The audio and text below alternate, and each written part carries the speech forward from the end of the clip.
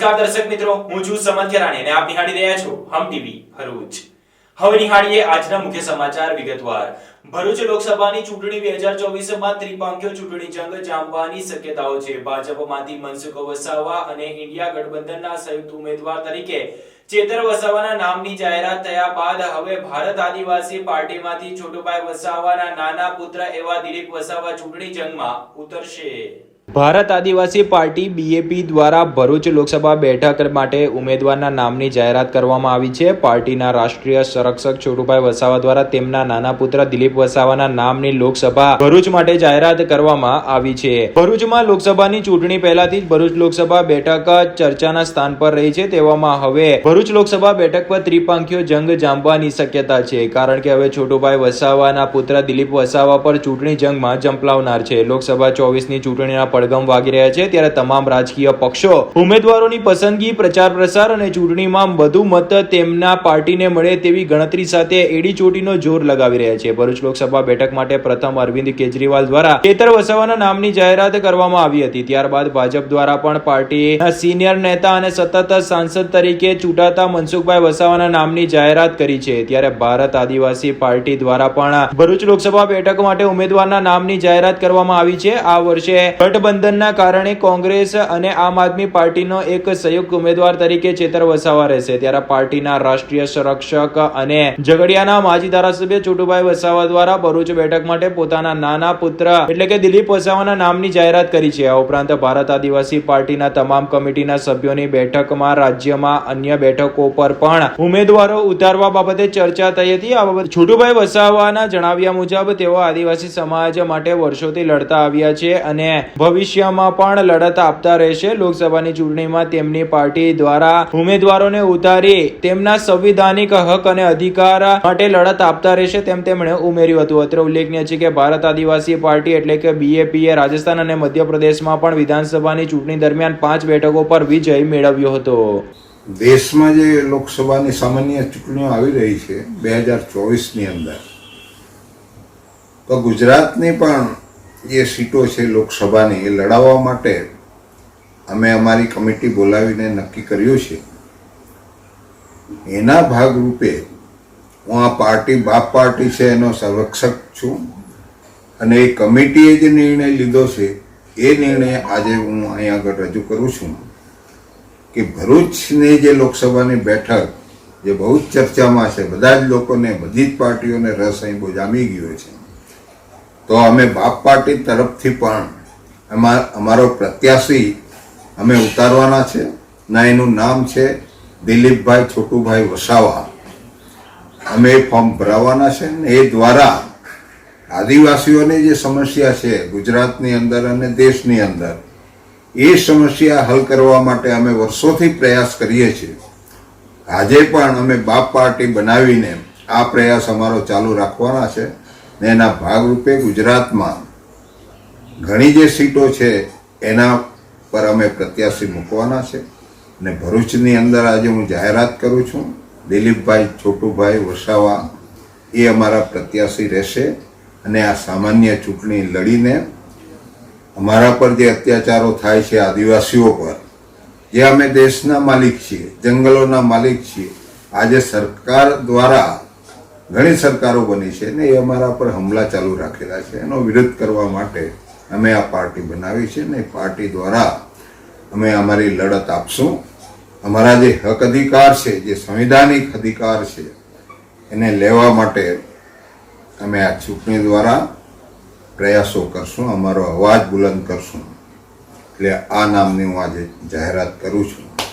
ભરૂચના વેજલપુરમાં પતિ પત્નીની લડાઈમાં પત્નીના ભાઈઓએ તેની બહેનના ફોન પર તેમના ઘરે દોડી ગયા બાદ બહેનના સસરાને માર મારતા લાંબી સારવાર બાદ તેના સસરાનું મોત નીપજ્યું હતું। પરિવારજનોએ મારામારીમાં મૂઢ માર લાગવાથી મોત નીપજ્યું હોવાના આક્ષેપ સાથે હત્યા અંગે મહિલા તેમજ તેના બંને ભાઈઓ સામે ગુનો દાખલ કરવા માંગ કરી છે। ગત તારીખ 19 ફેબ્રુઆરીના રોજ ભરૂચના વેજલપુર વિસ્તારમાં આવેલ પારસીવાડમાં રહેતા રોહિત મિસ્ત્રી અને તેમના પત્ની લક્ષ્મીબેન વચ્ચે કોઈક બાબતને લઈને બોલાચાલી થઈ હતી, જેમાં લક્ષ્મીબેને તેમના ભાઈ શૈલેષ શંકર મિસ્ત્રીને આ બોલાચાલી બાબતે જાણ કરતા તેમના જ વિસ્તારમાં રહેતા શૈલેષભાઈ તાત્કાલિક દોડી આવ્યા હતા, જ્યાં પ્રથમ બોલાચાલી બાદ બંને પક્ષો વચ્ચે મામલો ઉગ્ર બનતા મારામારીની ઘટના બની હતી, જેમાં પરિવારજનોએ પોલીસ મથકમાં આપેલ ફરિયાદમાં જણાવ્યા મુજબ લક્ષ્મીબેન તેમજ તેમના બંને ભાઈ શૈલેષ મિસ્ત્રી અને અમિત મિસ્ત્રી નાઓએ મળીને રોહિત અને તેમની માતા સાથે ઝઘડો કર્યા બાદ મારામારી કરી હતી અને વચ્ચે છોડાવવા પડેલ રોહિતના પિતા કાંતિભાઈ મિસ્ત્રીને છૂટો પથ્થર તેમજ લાકડાના સપાટા મારી ઈજાગ્રસ્ત કર્યા હતા. જે તે સમયે ઈજાગ્રસ્ત 67 વર્ષીય કાંતિભાઈ મિસ્ત્રીને સારવાર અર્થે પ્રથમ ભરૂચની સિવિલ હોસ્પિટલ અને ત્યારબાદ વધુ સારવાર અર્થે ભરૂચની સેવાશ્રમ હોસ્પિટલમાં ખસેડવામાં આવ્યા હતા, જે અંગે પણ જે તે સમયે ભરૂચ શહેર બી ડિવિઝન પોલીસ મથકમાં મારામારી સહિતની સંલગ્ન કલમો હેઠળ ત્રણેય સામે ગુનો દાખલ થયો હતો. જો કે લાંબી સારવાર બાદ વૃદ્ધનું મોત નિપજતા પરિવારજનોએ મારામારીની ઘટનામાં ઈજાગ્રસ્ત થવાથી અને મૂઢ માર લાગવાથી વૃદ્ધનું મોત નીપજ્યું હોવાના આક્ષેપ સાથે લક્ષ્મીબેન રોહિત મિસ્ત્રી અને તેના ભાઈ શૈલેષ મિસ્ત્રી અને અમિત મિસ્ત્રી સામે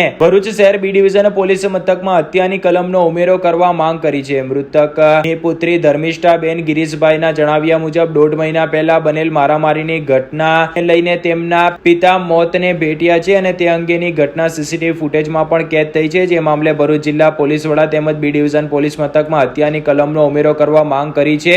કે પોલીસ ફરિયાદ લેવામાં આનાકાની કરી રહી હોવાના પરિવારજનોએ આક્ષેપ કર્યા હતા. સાથે જ પરિવારજનોએ ભરૂચ શહેર બી ડિવિઝન પોલીસ મથક ખાતે એકત્ર થઈ હત્યાની કલમનો ઉમેરો કરવા અને ન્યાય આપવા માટે હોબાળો મચાવ્યો હતો. મારું નામ વિક્રમકુમાર કાંતિલાલ મિસ્ત્રી છે, વેજલપુર પારસીવાડ રહેવાસી છે. આ લડાઈની અંદર અમારી બીજા મહિનાની 19 તારીખે અમારો મારામારીનો કેસ બન્યો હતો. મારા પપ્પાને માથાની અંદર ઈજા થઈ હતી અને એના કારણે ઈજાની અંદર ટ્રેક આવ્યો હતો. અંદર સિવિલ હોસ્પિટલમાં લાવ્યા હતા. સિવિલ હોસ્પિટલની રજા આપીને સેવાશ્રમમાં લઈ ગયા. બસ એ પછી વાત પડી અને એના કારણે ફાધરને બધી બ્લોક નસ થઈ ગઈ છે. એના કારણે મેં બીજી વખત પાછા પપ્પાને વધારે થઈ ગયું ને એના કારણે મેં આ લઈ ગયો. અને મારામારીની અંદર ત્રણ જણ હતા. શૈલેષ શંકર મિસ્ત્રી, અમિત શંકર મિસ્ત્રી અને લક્ષ્મી રોહિતભાઈ મિસ્ત્રી. બીજું કે આ મારા પપ્પાનું અત્યારે મૃત્યુ થઈ ગયું છે. અમને ખાલી ન્યાય જોઈએ, બીજું કશું નથી જોઈતું. ન્યાય આપો બસ એ જોઈએ છે, બીજું કશું નહીં. અત્યારે પણ એ લોકો ઘરે છે નથી, એની શોધ કરવા જતા નથી. પોલીસ સ્ટેશનમાં અમે લોકો ગયા છે. લગભગ અમને 1 વાગે 1:30 વાગ્યાના ગાળામાં અમે પોલીસ સ્ટેશનમાં જાણ કરી છે. પોલીસવાળા એવું કહે છે કે તમારા ઘરે આવશે, બોડી લેવા આવશે, પણ અમે લગભગ 7:30-8 વાગ્યા લગીને રાહ જોઈ છે. ત્યાં બધા ગયા છે, અમારા ઘરે આવ્યા નહીં.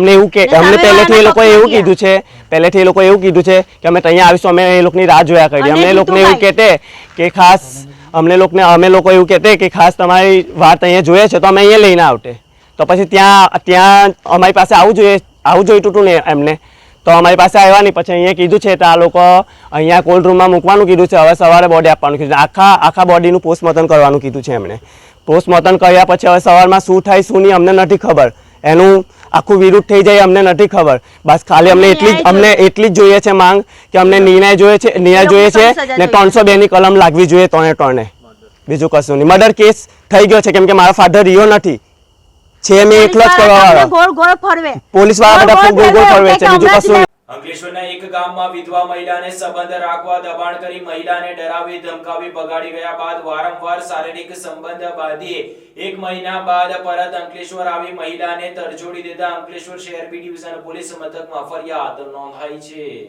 પ્રાપ્ત મળતી વિગતો મુજબ અંકલેશ્વર તાલુકાના એક ગામમાં રહેતી મહિલાના લગ્ન આશરે 12 થી 13 વર્ષ પહેલા થયા હતા અને તેઓના લગ્ન જીવનમાં 2 બાળકો છે. ત્યારે અંકલેશ્વરના નવા છાપરાના વડી ફળિયામાં રહેતા વિમલ નાનોભાઈ વસાવા અને ફરિયાદી મહિલા વચ્ચે છેલ્લા 2.5 વર્ષથી પ્રેમ સંબંધ હતો. મહિલાના પતિ ગત જાન્યુઆરી માસમાં મૃત્યુ પામ્યા હતા અને તેઓ તેમના સાસરીમાં રહેતા હતા. ત્યારે વિધવા મહિલાના પતિના અવસાન બાદ વિમલ વસાવા સુરત ખાતે જતો રહ્યો હતો અને વિધવા મહિલાને એની સાથે સુરત આવવા માટે દબાણ કરતો હતો. જો કે મહિલાને 2 સંતાન હોય તેમજ તેના પતિ મૃત્યુ પામ્યા હોવાથી તેણે સાથે આવવા અને રહેવા ઇનકાર કરી દીધો હતો. આરોપી દ્વારા વારંવાર પોતે મરી જવા અને તેના સંતાનોને મારી નાખવાની ધમકી આપતા અંતે ગભરાહટમાં મહિલા તેના વશમાં આવી તેની સાથે સુરત જતા રહ્યા હતા અને આરોપી વિમલ વસાવા સાથે રહેવા લાગ્યા હતા. જે અરસામાં આરોપી વિમલ વસાવાએ અવારનવાર ફરિયાદી વિધવા મહિલા સાથે શરીર સંબંધ બાંધ્યો હતો. ત્યારબાદ આરોપી વિમલ વસાવાનો ભાઈ આરોપી તેમજ ફરિયાદીને તેમના ગામ પરત લઈ આવતા આરોપી વિમલ વસાવાએ ફરિયાદીને સાથે રાખવાની ના પાડતા અંતે મહિલાએ અંકલેશ્વર શહેર બી ડિવિઝન પોલીસ મથકમાં આરોપી વિમલ વસાવા સામે ઇપીકો કલમ 376(2)N તેમજ 506(2) મુજબ ગુનો દાખલ કરાવતા પોલીસે ગણતરીના કલાકમાં આરોપીને ઝડપી પાડી જેલ હવાલે કર્યો છે. ભરૂચ શહેરમાં દાઉદી વોહરા સમાજના લોકોએ રમઝાન ઈદની હર્ષોલ્લાસ સાથે ઉજવણી કરી હતી.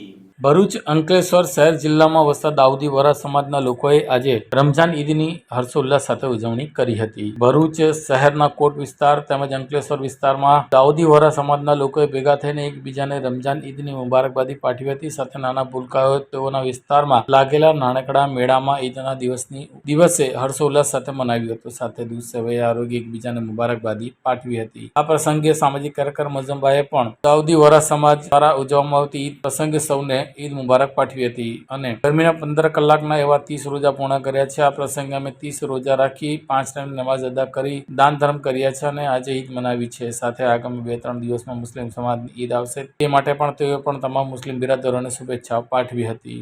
હું મોઝમ ઇબ્રાહીમભાઈ બોમ્બેવાલા દાઉદી વોહરા સમાજ આજ રોજ અમારા ઈદના 30 દિવસ ઇબાદતના 30 દિવસ પૂર્ણ થતાં આજે ઈદનો ખુશીનો પ્રસંગ અમે ઉજવીએ છીએ.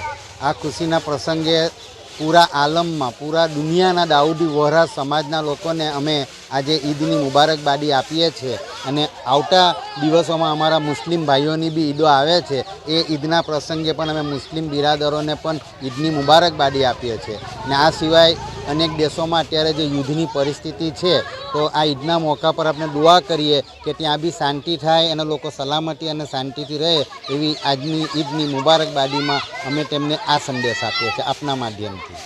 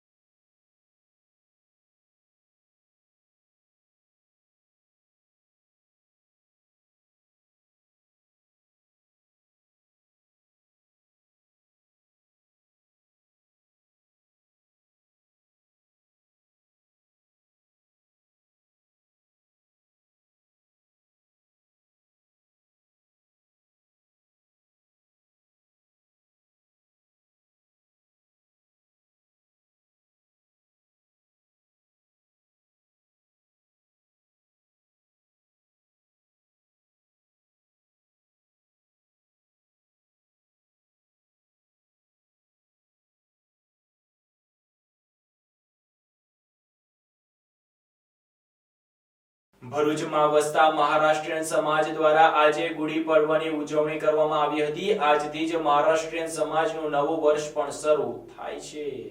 ભરૂચમાં મહારાષ્ટ્રન સમાજે આજે તેમના નવા વર્ષ એવા ગુડી પડવાની ઉજવણી કરી હતી. મહારાષ્ટ્રન સમાજના મહત્વના પર્વ ગુડી પડવાની અંકલેશ્વરમાં ઉજવણી કરવામાં આવી હતી. મરાઠી સમાજ દ્વારા ગુડી પૂજન અર્ચન કરવામાં આવ્યું હતું. ભગવાન શ્રી રામે વાલીનો વધ કરીને મેળવેલી વિજયની લોકોએ ધજા રોપી ઉજવણી કરી હતી. ત્યારે આ ઉત્સવ મનાવવામાં આવે છે. મહારાષ્ટ્રીયન સમાજનું આજથી નવું વર્ષ શરૂ થાય છે. ધંધા રોજગાર ક્ષેત્રે ધરીધામ થયેલા અનેક મહારાષ્ટ્રીયન પરિવારોએ અંકલેશ્વર, ભરૂચ સહિત સમગ્ર જિલ્લામાં ભક્તિભાવપૂર્વક ગુડી પડવાની પરંપરાગત ઉજવણી કરી હતી.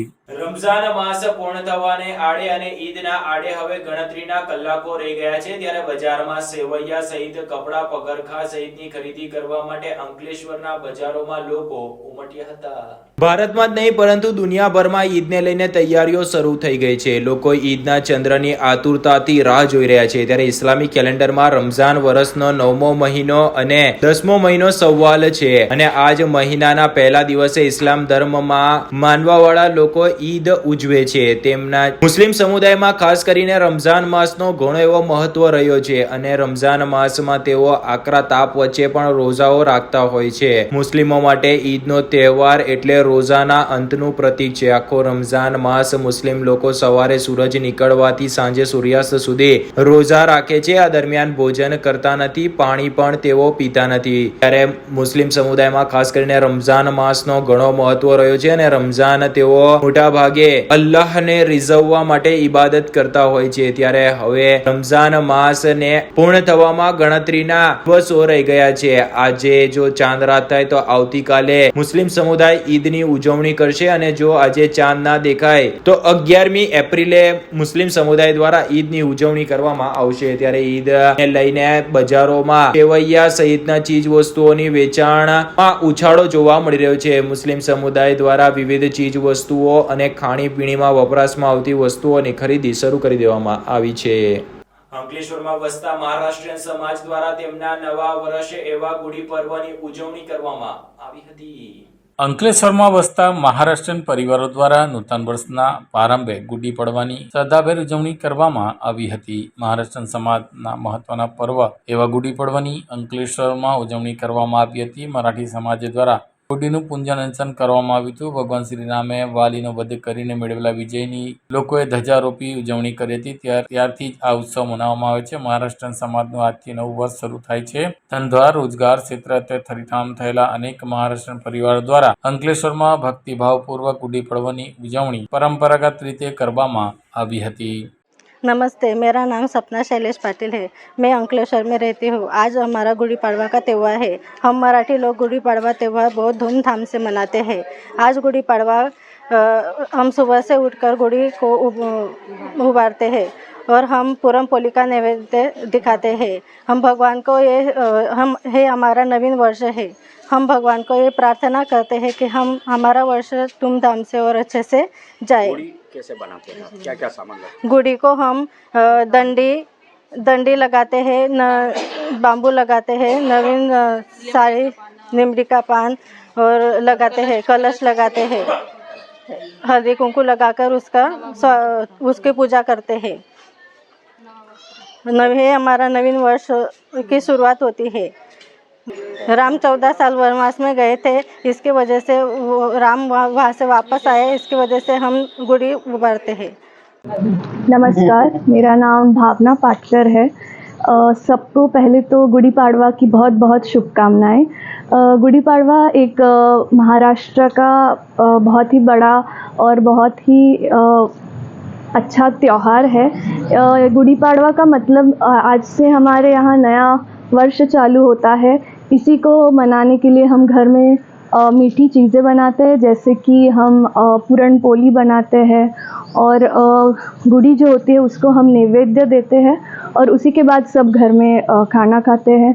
हम घर के बाहर रंगोली वगैरह भी बनाते हैं और इसी शुभ काम से हम हमारा नया वर्ष चालू करते हैं.